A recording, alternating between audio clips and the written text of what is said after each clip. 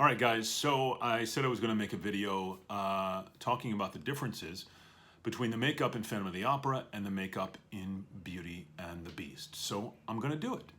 I started Beauty and the Beast in Los Angeles in, 1996, 97, something like that. I did it for like a year and a half, then I had a little time off, and then I ended up doing it on Broadway for a while with Tony Braxton and Andrew McCardle, and I did the LA production with Susan Egan and all the guys from, most of the guys from the original Broadway cast, Burt Moses, things like that. And so the difference is when the Beast is in his makeup and the Phantom is in his makeup. I'll start with what happens with the Beast. So the process for the Beast was about 45 minutes, from what I understand. When Terry Mann started doing the role, when they originated it, it took a lot longer. The makeup was a lot more in-depth. And they actually pared it down to get to a point where it was just about 45 minutes for makeup and hair, which is what it was. The main difference with the Beast and Phantom is that in Phantom, you have to wear a bald cap. So my hair, I have a beard now, and my hair is getting longer. But in Beauty and the Beast, I could leave my hair as long as I wanted it to be. Because basically what happened would they either put a band around my head, or they would put like pin curls, which people do for wigs on Broadway. They put like your hair's in curls. I know, it's kind of crazy. And then they put like a little stocking net over your head, and they pin the wig to that. But the first thing that happens is the makeup. And here's the irony of the whole thing, or the cool thing about it. Tiffany Hicks was the makeup artist for Beauty and the Beast in Los Angeles, and she also happened to be Michael Crawford's makeup artist for Phantom of the Opera on Broadway, and ended up coming to Los Angeles when he did Phantom out there. So it's an interesting cyclical thing with the makeup for me. She ended up, I believe, doing the makeup for Spider-Man, for the Goblin and Spider-Man. But that was the cool thing. So she was my makeup artist on Beauty and the Beast, but she was also Michael Crawford's makeup artist, I believe, in London as well, and then for Broadway, and then for Los Angeles. So the makeup pieces for Beauty and the Beast were different. There were two side pieces, like sideburns, that would come down here, pieces of prosthetic rubber.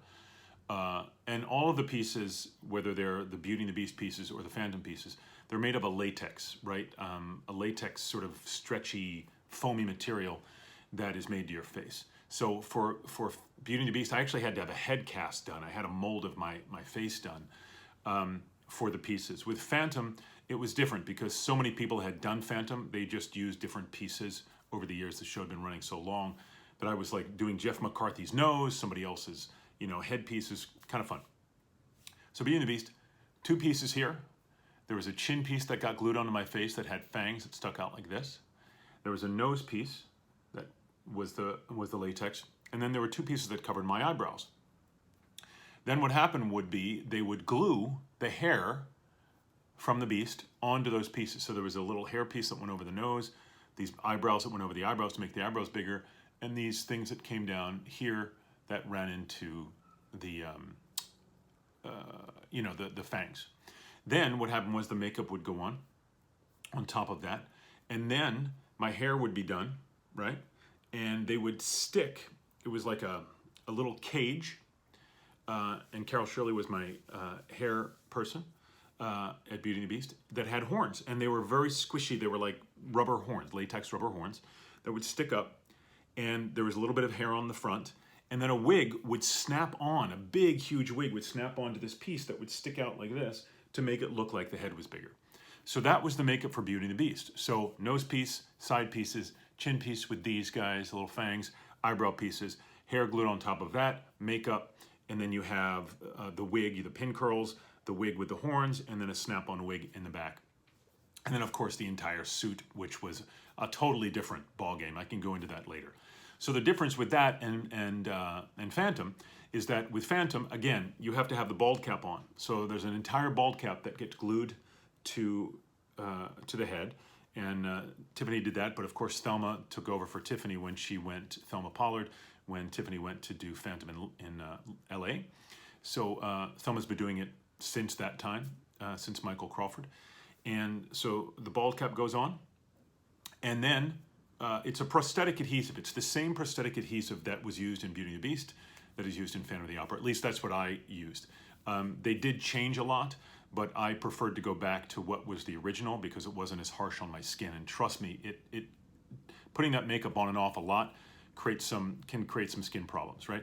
So what Thelma does is she has the pieces. They're made in London. They're sent over. And by the way, the pieces for Beauty and the Beast were made in the United States. And you go through one piece, one set per show. They're not reused.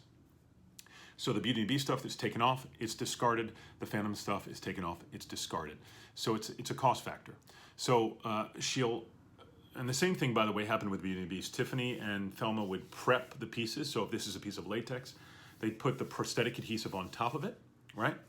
And then it would dry, it become tacky, and then they would trace around where the piece was gonna go with the glue, dry it off a little bit, and then adhere the piece to wherever it was going to be. So you had the big Phantom piece once the bald cap was put on that goes here. There's a nose piece that comes down and goes around here, and a little piece that would sit right there with Phantom. Then Thelma would paint the entire face. Then the wigs would go on, and Thelma would do the wigs as well. You have the alopecia wig, which is that crazy wig at the end, which is glued on, and then you have what they call the Valentino wig, which is that black slick back wig that covers everything else. But it's actually quite similar if you think about it, because it's the same kind of latex pieces. It's the same preparation for the actor, meaning you just sit there and let the people that know what they're doing do it. I got to a point where, I had done it so much that I could probably do it. And I studied makeup in school, but look, these people, that's their profession. They're makeup artists. So if I needed to, I could get it done. I don't know if I could do the bald cap myself because you'd have to get all the glue back there, but I could probably apply the prosthetics and do the makeup if I had to. I think some of the other actors did it at certain points, and I would put my nose on for Beauty and the Beast because if it pressed down onto your nostril here, it would be hard to breathe. So I'd always spread it apart so I could get some air, things like that. But that's it, for Beauty and the Beast, it was 45 minutes for makeup and hair, and Phantom, it was about an hour, maybe a little less, maybe a little more. It was more intricate because of the bald cap. And that was the most difficult part, I think, is time consuming because you have to make sure it's down and all of the seams look like it's perfectly connected. So it looks like you're bald or, have that issue going on. What else? Let's see. Sitting in the chair. Okay, so sitting in the chair, I can talk about that as well. So with Beauty and the Beast, I had a dresser, Lynn Mann, who was incredible in LA. I had Tiffany Hicks and I had Carol Shirley, and I had a different team in New York.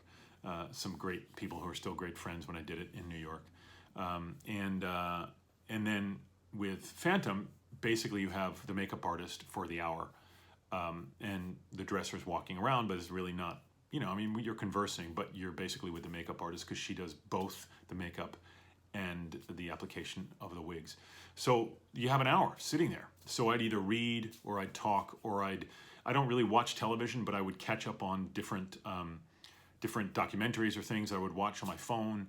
I'd just pop it up there because I'm looking at a mirror, so I'd either set my phone up or my iPad and I could stream things from the internet, and I caught up on a lot of the shows that people watch, caught up on Game of Thrones, all that kind of stuff.